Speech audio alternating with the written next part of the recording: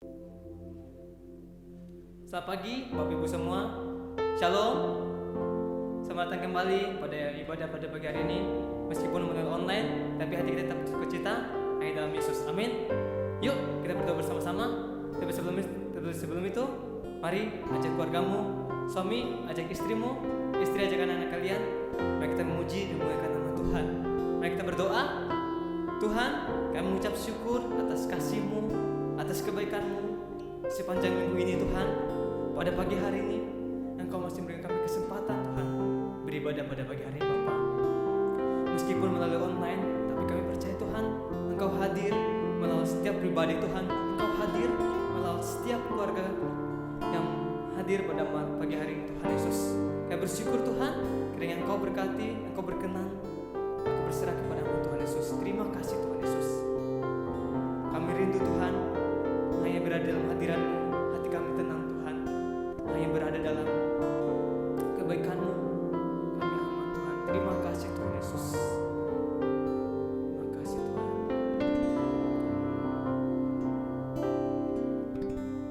Satu hal yang ku rindu, berdiam di dalam rumah-Mu. Satu hal yang ku pinta,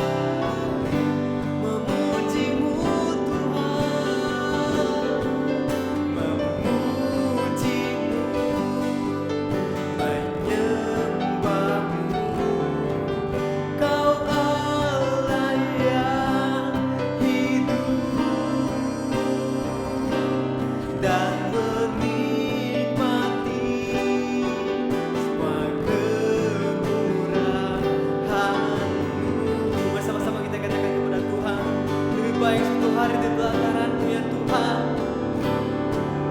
Lebih baik satu hari di pelataran-Mu, amin, daripada 1000 hari di tempat lain.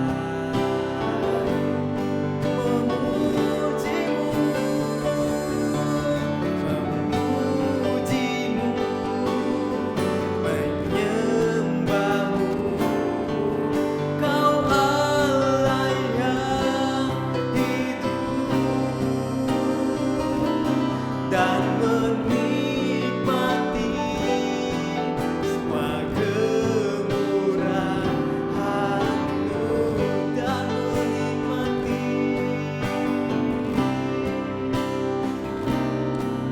menikmati semua kemurahan-Mu. Bersama-sama kita akan berdoa dan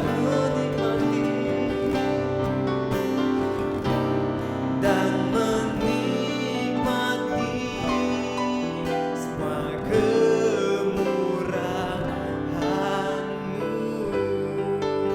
Kemuliaan hanya bagi Tuhan kita Yesus Kristus. Kami bersyukur Tuhan, kami bersyukur Yesus, Kau baik, oh Kau baik, Yesus. Terima kasih Tuhan, ini yang kurindukan, berada di dalam bait-Mu selamanya.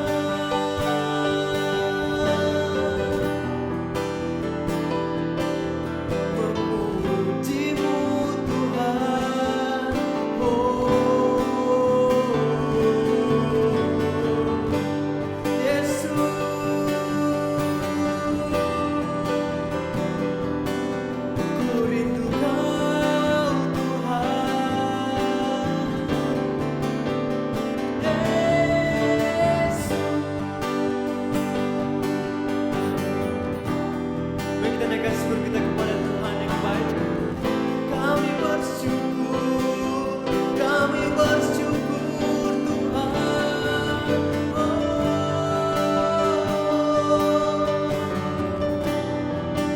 Kau baik Yesus. Terima kasih Tuhan, ku rindu Kau, menyenangkan-Mu, oh, terima kasih Tuhan.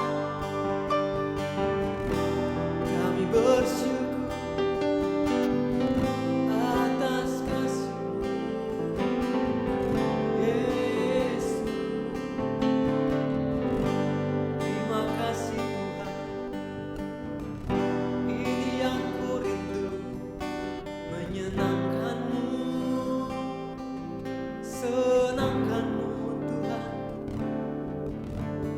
Mana yang kami rindukan Tuhan, menaikkan syukur hanya bagi-Mu Tuhan, memuji dan memuliakan nama-Mu, sebab Kau adalah Allah yang layak kami sembah, Kau adalah Allah yang layak kami puji Tuhan. Biarkanlah kami terus memuji dan memuliakan nama-Mu Tuhan, sebab Engkau adalah Allah yang bertahta di atas segala pujian. Terima kasih Tuhan, terima kasih. Menyenangkan-Mu, senangkan-Mu, hanya itu kerinduanku. Menyenangkan-Mu, senangkan hatimu,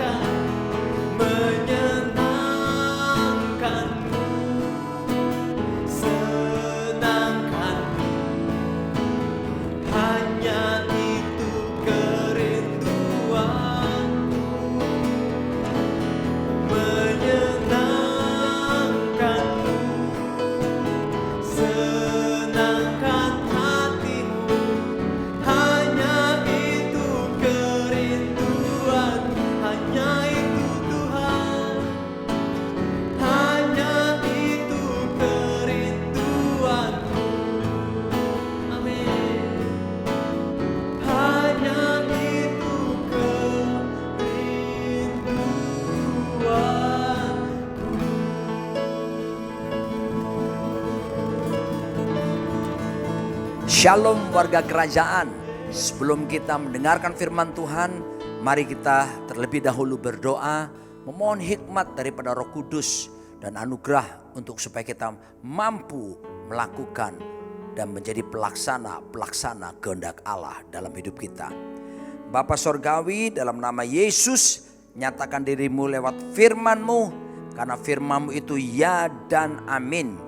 Firman-Mu itu pelita bagi kaki kami, serta terang bagi jalan kami. Firman-Mu yang bila kami renungkan, akan membuat kami bertindak hati-hati sesuai dengan segala yang tertulis di dalamnya. Sehingga dengan demikian, perjalanan kami akan dibuat Tuhan menjadi berhasil, dibuat Tuhan menjadi beruntung. Kami sungguh percaya langit, bumi dan segala kemuliaan yang dibangun manusia tidak kekal dan akan segera berlalu. Tapi satu hal yang pasti, perkataanmu, firmanmu tidak mungkin akan berlalu, melainkan kekal sampai selama-lamanya. Berfirmanlah, kami siap untuk mendengarkannya. Dalam nama di atas segala nama, Raja di atas segala raja, Tuhan kami Yesus Kristus. Amin. Haleluya. Mari kita bersama-sama membuka firman Tuhan dalam Mazmur 145. Ayat yang pertama sampai dengan ayat yang keempat. Kalau saudara suka judul khotbah, maka judulnya adalah movement, pergerakan. Puji-pujian dari Daud. Aku hendak mengagungkan Engkau ya Allahku, ya Raja. Dan aku hendak memuji namamu untuk seterusnya dan selamanya. Setiap hari aku hendak memuji Engkau dan hendak memuliakan namamu untuk seterusnya dan selamanya. Besarlah Tuhan dan sangat terpuji, dan kebesarannya tidak terduga. Ayat 4, angkatan demi angkatan atau generasi demi generasi akan memegahkan pekerjaan-pekerjaanmu dan akan memberitakan keperkasaanmu. Yang berbahagia mereka yang membaca, merenungkan, memperkatakan, melakukan dan membagikan firman Tuhan di dalam kehidupannya. Warga kerajaan yang dikasihi Tuhan, hidup dalam konteks perjalanan pergerakan merupakan seperti sebuah lari yang bukan lari maraton. Dan juga bukan lari sprinter, lari cepat. Tetapi dalam konteks pergerakan, hidup itu seperti lari estafet. Di mana keberhasilan dan kemenangan bukan ditentukan karena pribadi, tetapi kebersamaan di dalam satu tim. Tuhan kita disebut Alfa dan Omega, yang awal dan yang akhir. Dan Alkitab menjelaskan bagaimana Tuhan bergerak dari satu generasi kepada generasi yang berikutnya. Angkatan yang satu kepada angkatan yang berikutnya. Masing-masing generasi Tuhan selalu punya tujuan yang spesifik, yang tidak bisa disamaratakan begitu saja. Dan Tuhan mau memakai angkatan demi angkatan ini agar supaya tujuan utamanya ke atas setiap manusia tergenapi. Dan mari bersama-sama kita mau melihat bersama bahwa lari yang disebut dengan estafet itu penting. Momen yang paling penting adalah pada waktu apa yang disebut memindahkan tongkat itu, tongkat estafet, passing on the baton. Ketika melepaskannya seperti itu, dan itu adalah momen yang sangat penting sekali. Dan itulah yang disebut dengan legacy. Legacy. Apa itu legacy? Legasi, warisan rohani yang bersifat kekal, yang dapat dipindah tangankan dari generasi yang satu kepada generasi yang berikutnya. Kenapa? Sebab Allah kita adalah Allah atas generasi. Tuhan kita, Tuhan yang terus menyatakan supaya tujuan yang Tuhan tetapkan atas penciptaan manusia dapat diteruskan dari generasi kepada generasi. Yakinkan saudaraku dikasih Tuhan bahwa hidup itu tidak selamanya di muka bumi ini tentunya. Maka biarlah hidup kita menjadi efektif. Bahkan hidup bisa melampaui kubur apabila kita dalam hidup meninggalkan legacy. Sebab orang meninggal selalu meninggalkan yang pertama memori, bisa rusak, bisa dilupakan. Yang kedua meninggal bisa meninggalkan. Apa yang kedua adalah monumen bisa dihancurkan. Yang ketiga, orang meninggal, orang mati meninggalkan warisan. Bisa diperebutkan karena itu bicara aset-aset. Tapi mari kita mempersiapkan diri di mana harus meninggalkan apa yang disebut dengan legacy. Yang keempat ini, warisan rohani yang bersifat kekal yang dapat dipindah tangankan dari generasi satu kepada generasi yang berikutnya. Dalam Mazmur 78 bagaimana di situ Asaf memberitahukan dia sukses untuk memberikan legacy, warisan rohani yang bersifat kekal ini. Karena keluarga Asaf melayani Tuhan di bait Tuhan itu kurang lebih 500 tahun terus berkesinambungan dari generasi kepada generasi. Sementara keluarga Daud baru keturunan ketiga itu sudah mulai meninggalkan Tuhan. Ya, bagaimana saudaraku yang dikasih Tuhan, betapa penting mempersiapkan generasi yang satu dan dilanjutkan kepada generasi berikutnya. Apa saja yang harus dibagikan dalam warisan rohani yang bersifat kekal ini? Yang pertama, perhatikan baik-baik. Mazmur 78 menunjukkan ayat keempat. Itulah yang disebut puji-pujian kepada Tuhan. Gaya hidup memuji, menyembah kepada Tuhan. Ini yang dimasukkan dengan love encounter, perjumpaan dengan kasih Tuhan lewat pujian penyembahan membuat kita membangun keintiman dengan Tuhan, dan di dalam keintiman dengan Tuhan kita menikmati dan mengalami perjumpaan kasih. Lalu kemudian yang kedua, warisan rohani itu disebut power encounter. Apa itu? Berbicara perjumpaan dengan kekuatan Tuhan, perjumpaan dengan kuasa Tuhan. Saya harus katakan kepada setiap kita, Tuhan telah memberikan otoritas kerajaan kepada orang percaya. Dan kita ajarkan kepada generasi yang selanjutnya bahwa Tuhan itu tidak berubah. Ibrani 13 ayat ke-8. Yesus Kristus tidak pernah berubah. Dulu, sekarang, bahkan sampai selama-lamanya. Kuasanya pun tidak berubah. Ajarkan kepada generasi selanjutnya untuk bisa menerima legal power. Otoritas atau kuasa yang resmi. Karena apa? Belajar tunduk pada otoritas. Ketika seseorang belajar tunduk pada otoritas, maka dia akan menerima otoritas. Tapi sebaliknya, ada yang disebut dengan illegal power, yaitu kuasa yang tidak sah, tidak resmi. Kenapa? Anda boleh hebat bisa bernubuat, Anda boleh hebat melakukan mujizat demi nama Yesus sekalipun. Anda boleh melakukan banyak hal, berbahasa lidah, berbahasa roh. Tetapi Tuhan bisa berkata kepada Anda semuanya, I never knew you. Depart from me, you who practice lawlessness. Aku tidak pernah mengenal kamu, karena kamu sekalian pembuat kejahatan. Kenapa? Itulah disebut dengan power, illegal power. Kuasa yang tidak sah. Kenapa? Karena mereka tidak pernah bisa belajar untuk bisa mengikuti ketentuan, order, tatanan kerajaan sorga. Belajar tunduk pada otoritas. Dan warisan ini harus diajarkan bagaimana generasi menghormati generasi di atas, menghormati orang tua, menghormati otoritas. Alkitab mengajarkan ada berkat khusus buat anak-anak yang menghormati orang tua. Apa itu? Ada double blessing, yaitu yang disebut dengan umur panjang dan berbahagia di bumi ini. Yang ketiga yang harus diwariskan, legacy harus diberikan, itulah yang disebut dengan miracle encounter. Perjumpaan dengan mujizat. Oh haleluya. Saudaraku dikasih Tuhan.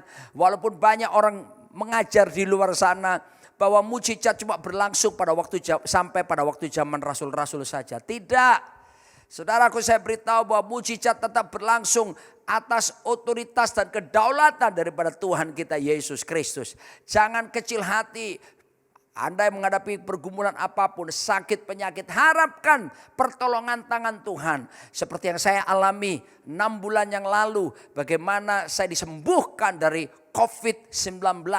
Walaupun paru-paru sudah terpapar putih semuanya, saya batuk keras.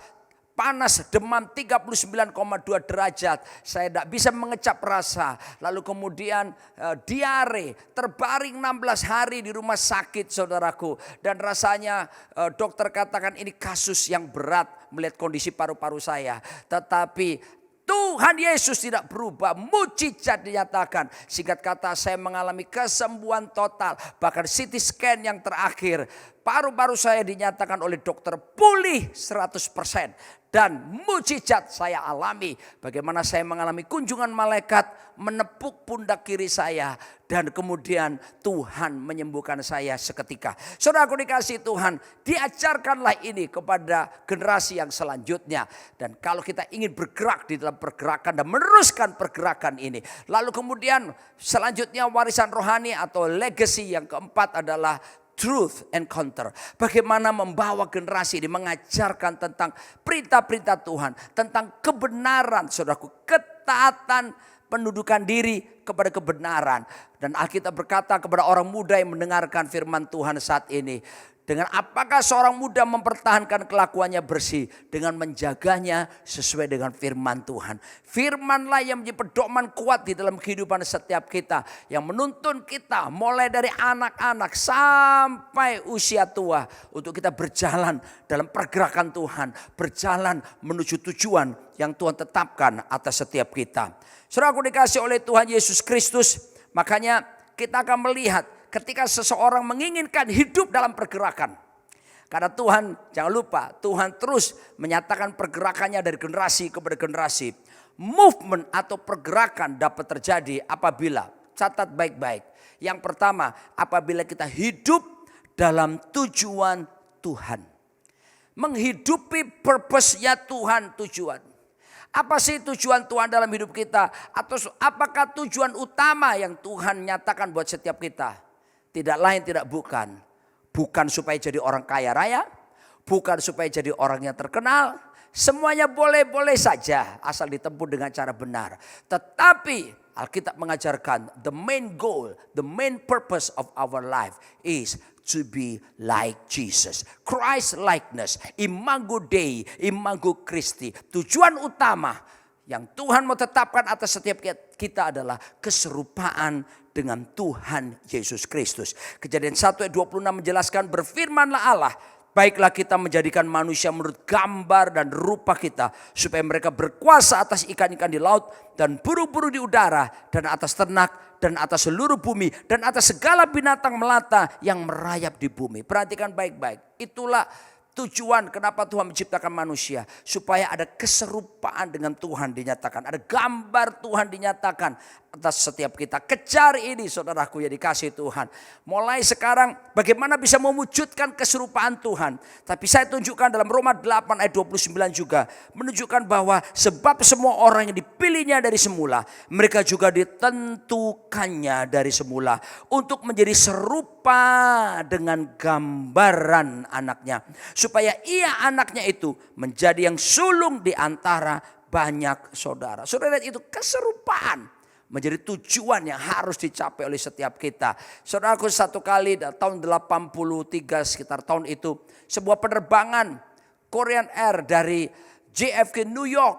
Kembali pulang ke Incheon Seoul. Pada waktu itu belum ada sistem yang disebut Global Positioning Satellite atau GPS. Yang ada adalah sistem koordinat. Entah kenapa sang pilot sejak berangkat tidak mentaati sistem koordinat dengan baik. Dan hanya kurang lebih selisih 1 derajat saja. Tetapi kalau ditarik garis penerbangan perjalanan ribuan kilometer dan sekian jam saudaraku. Maka terjadi deviasi atau penyimpangan yang semakin lama semakin melebar. Satu waktu mereka tidak ada, mereka bukan menuju ke Incheon Seoul. Tapi mereka sedang ada di laut, di atas laut Okhotsk. Zona militer Uni Soviet pada waktu itu. Jangan lupa waktu itu Uni Soviet adalah negara adidaya. Saingan Amerika Serikat. Tanpa babi bu, pesawat sipil yang diisi kurang lebih 240 penumpang lebih. Saudaraku dikasih Tuhan, ditembak dan meledak di udara. Semua penumpangnya meninggal dunia. Kenapa saudaraku? Karena sang pilot tidak mentaati sistem navigasi dengan tepat. Harus ada tujuan yang ditetapkan. Tuhan mau dalam hidup setiap kita. Tujuan hidup kita adalah keserupaan dengan Kristus. Bila kita hidupi ini, maka saya yakin dan percaya kita sedang bergerak dalam pergerakan yang luar biasa. Saudaraku dikasih Tuhan, orang berpikir pergerakan itu harus membuat sesuatu yang spektakuler. Tidak. Mulailah dengan menghidupi tujuan Kristus. Mulai belajar sekarang. Latihlah dirimu untuk supaya dalam segala hal serupa seperti Kristus. Seperti yang ditulis dalam 1 Timotius 4 ayat 7 sampai 8 berkata. Tetapi jauhilah tahayul dan dongeng nenek-nenek tua. Latihlah dirimu beribadah. Latihan badan ini terbatas gunanya. Tetapi ibadah itu berguna dalam segala hal.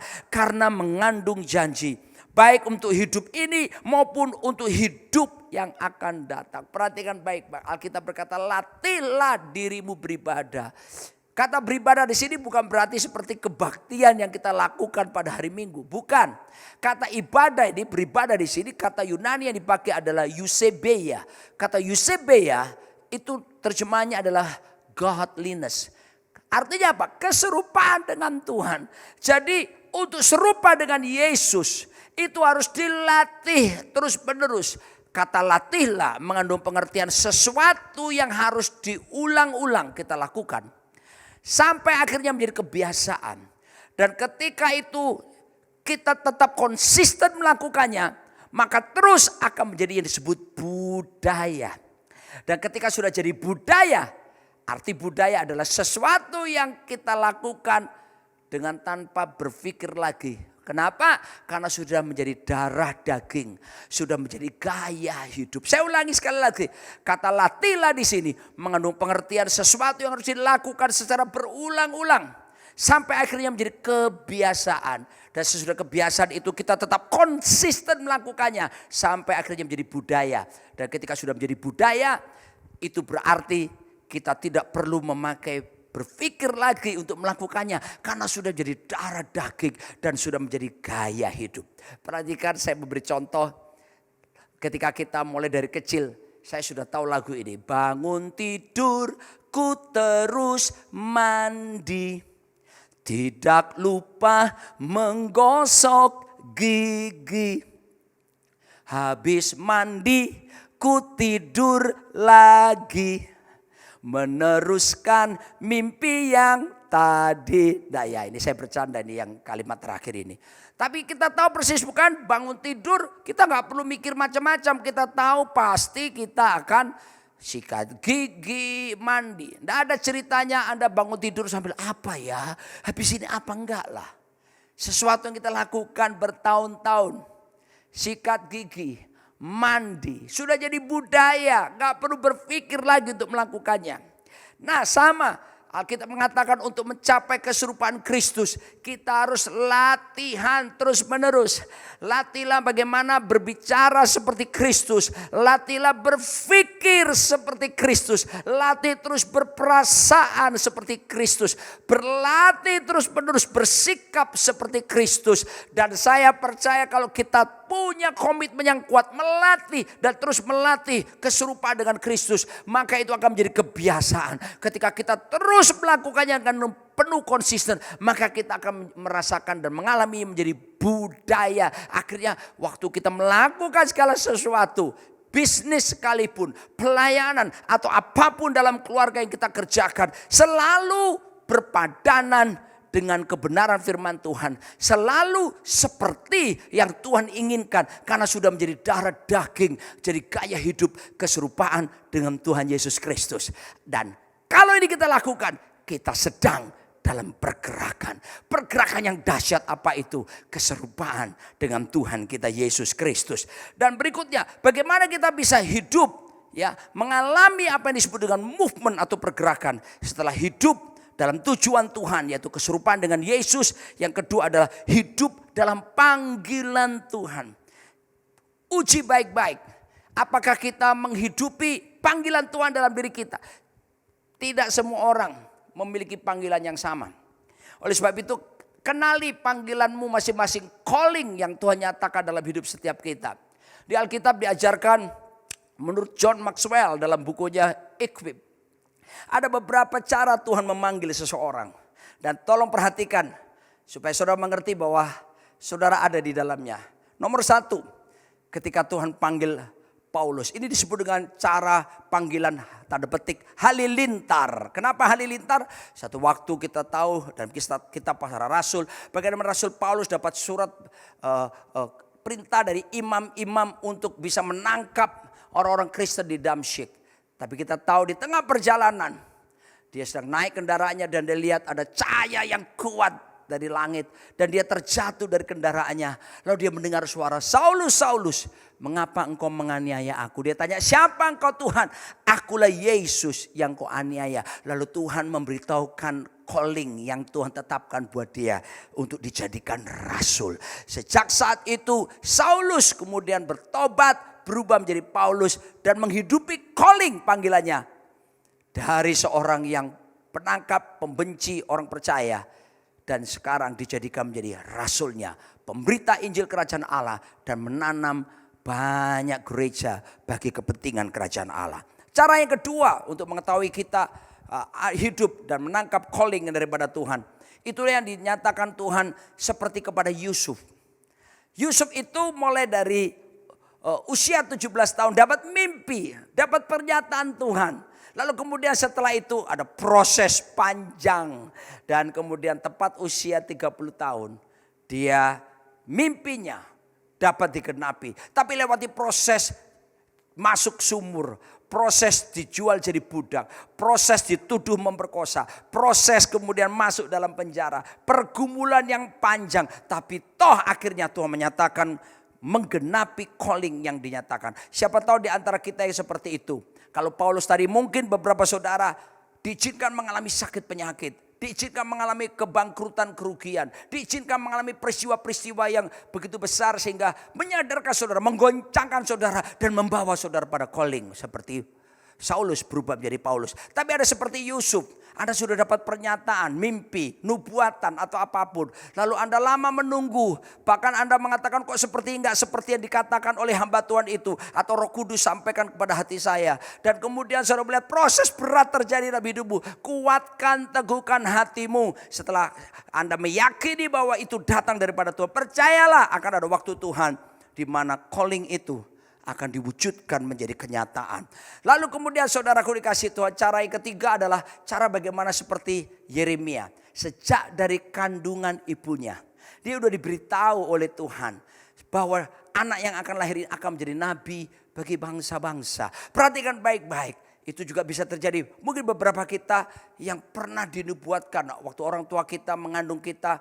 Dan ada nabi yang diurapi atau siapapun yang betul-betul menyatakan kehendak Tuhan tentang masa depan saudara. Itu bisa terjadi. Itu cara yang berikutnya Tuhan menyatakan callingnya.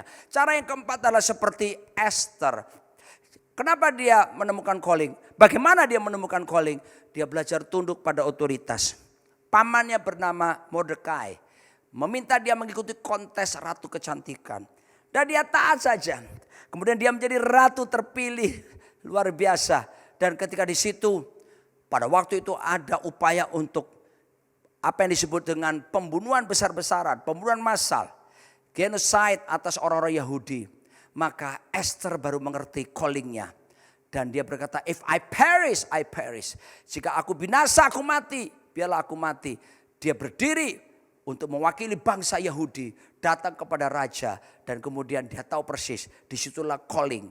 Kenapa Tuhan panggil dia untuk menjadi ratu supaya bisa menyelamatkan bangsanya. Saudara aku dikasih Tuhan, ketika kita hidupi calling panggilan ini. Saya yakin kita akan bergerak dalam pergerakan. Haleluya. Temukan panggilan Tuhan dalam hidup Anda saat ini. Dan beberapa mungkin kita berkata, saya masih belum tahu. Enggak apa-apa. Kadang-kala Tuhan izinkan berjalan terus menerus asal kau belajar tunduk pada otoritas yang Tuhan tetapkan di atas saudara. Pasti suatu waktu Tuhan akan memberikan dan menunjukkan callingmu sebagai apa. Saudara aku dikasih oleh Tuhan.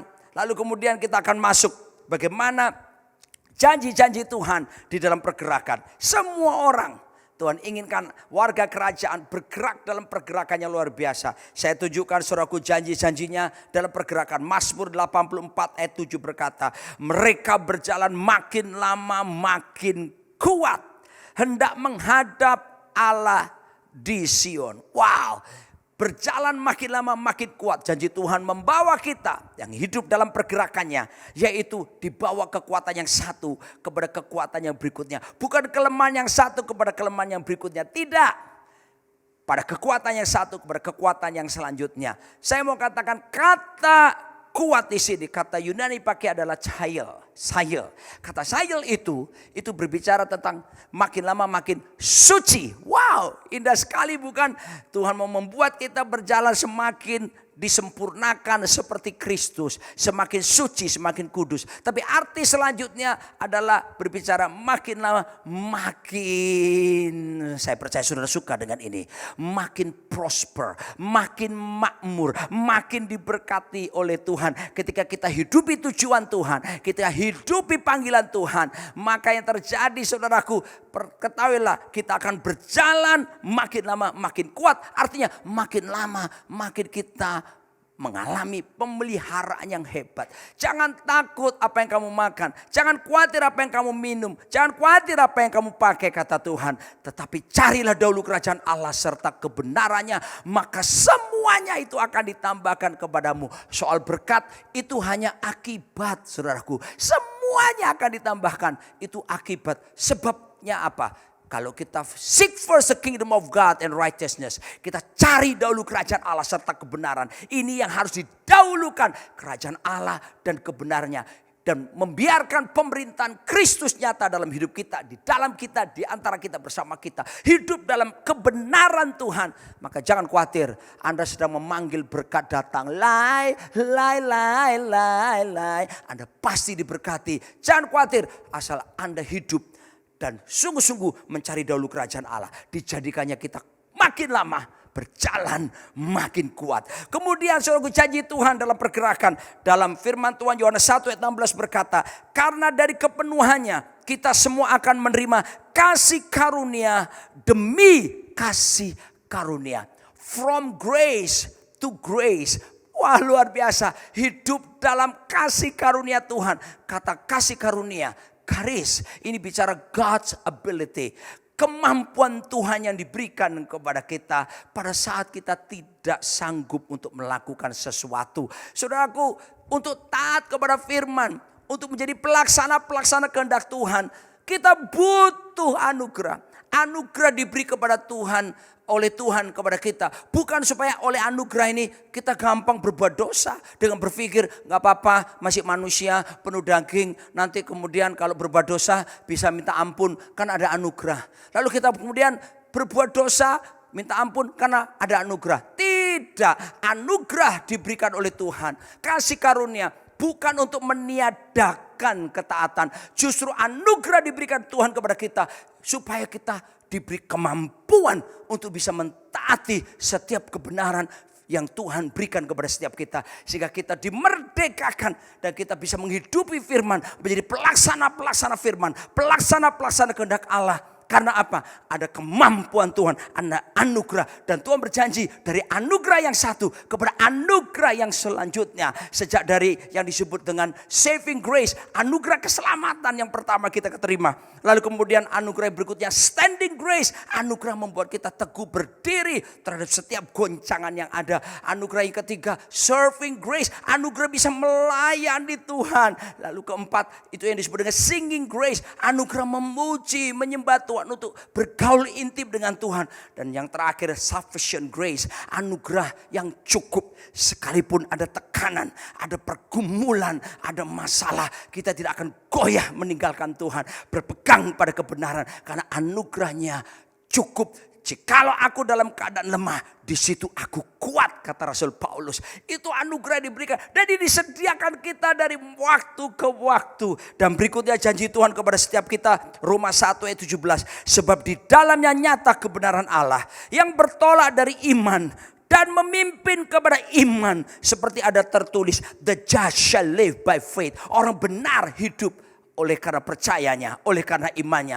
Alkitab menjelaskan, janji Tuhan membawa kita dari iman yang satu, from faith to faith, iman yang selanjutnya. Betapa luar biasa janji Tuhan ini. Percayalah saudaraku dikasih Tuhan, perjalanan kita, perjalanan yang dipenuhi dengan langkah iman. Bukan sekedar iman, tapi iman yang diwujud nyatakan dengan tindakan, dengan perbuatan. Saudaraku dikasih Tuhan, sehingga kita mempercayai sesuatu yang gak mungkin menurut ukuran manusia, sesuatu yang gak mungkin menurut pandangan manusia, tapi kita berpegang pada iman di dalam Kristus Yesus, dan kita tahu persis bagi Tuhan tidak ada yang mustahil, bagi orang percaya pun tidak ada sesuatu pun yang mustahil. Lalu janji Tuhan berikutnya dalam 2 Korintus 3 ayat 18 berkata, dan kita semua mencerminkan kemuliaan Tuhan dengan muka yang tidak berselubung, dan karena kemuliaan itu datangnya dari Tuhan yang adalah Roh, maka kita diubah menjadi serupa dengan gambarnya dalam kemuliaan yang besar. Terjemahan Inggris berkata, from glory to glory, from glory to the next glory, dari kemuliaan yang satu kepada kemuliaan yang selanjutnya. Bukankah ini sesuatu yang luar biasa? Berjalan terus di tengah badai gelombang, di tengah pembentukan proses kehidupan yang berat sekalipun, Tuhan tetap menetapkan kita bergerak dari kemuliaan yang satu kepada kemuliaan yang selanjutnya, dan kemuliaan yang semakin besar disediakan bagi setiap kita. Pilihan di tangan kita, tapi jaminan Tuhan sudah berikan lewat kebenaran firman Tuhan, dan kita dibawa pada pergerakannya karena kita menghidupi purpose, yaitu tujuan keserupaan dengan Tuhan. Kita hidupi panggilan Tuhan dalam kita. Tapi yang ketiga, jangan lupa juga kita mau supaya segala karunia, talenta yang Tuhan berikan, kita wujud nyatakan, kita kembangkan, kita maksimalkan sehingga menjadi berbuah dan berbuah lebat dan tinggal tetap. Oke, gali terus karunia, gali terus talenta, perdalam. Saya percaya tidak akan ada satupun saudaraku yang harus jadi pengemis dan jatuh miskin. Ketika kita kembangkan karunia, talenta kita, hidupi, bergerak di dalamnya, saya percaya kita sedang mengalami pergerakan, movement dalam hidup kita. Sekarang, siapakah saudara? Saya akan tutup dengan 4 tipe manusia, 4 types of people. Yang pertama, people who watch things happen. Seseorang yang cuma bisa nonton, lihat. Jadi penonton. Tidak bikin apa-apa. Saudara aku dikasih Tuhan. Yang kedua, people who let things happen. Seseorang yang cuma bisa membiarkan sesuatu terjadi. Let it be, let it be, let it be, oh let it be. Gampang pasrah, gampang nyerah. Yang ketiga, people who ask, what happened? Cuma bisa tanya, ono opo iki, ada apa. Cuma bisa tanya tapi nothing to do. No action, talk only, neto. Saudaraku, tapi saya berdoa setiap kita yang mendengarkan kebenaran firman ini, warga kerajaan, Anda masuk jadi jenis orang yang keempat. People who make things happen. Seseorang yang membuat sesuatu terjadi. Dan ketika kita masuk dalam dimensi ini, Anda disebut sebagai agent of change, agen perubahan. Selamat bergerak, selamat hidup dalam pergerakan. Bersama Yesus kita lakukan perkara-perkara yang besar. Amin. Kita angkat tangan kita sama-sama kepada Tuhan. Kaulah segala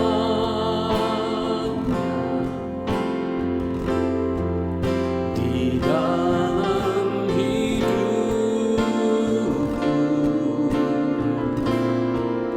kerajaanmu, kebenaranmu, itu bagianku.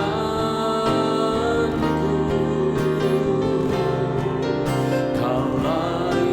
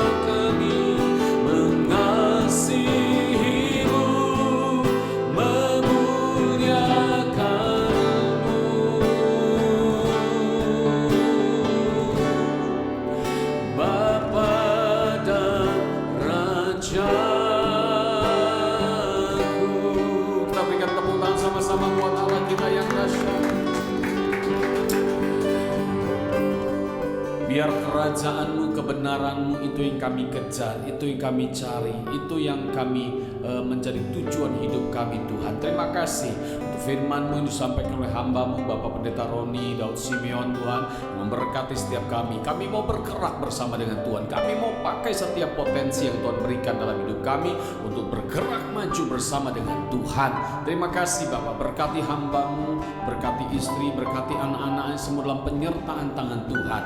Berkati dalam setiap pelayanan kemanapun Kau utus, Engkau menyertai hamba-Mu ini. Terima kasih Bapak, terima kasih. Kami bersyukur Tuhan, dan kami berterima kasih untuk satu hari ini kami boleh beribadah kembali secara online bersama-sama.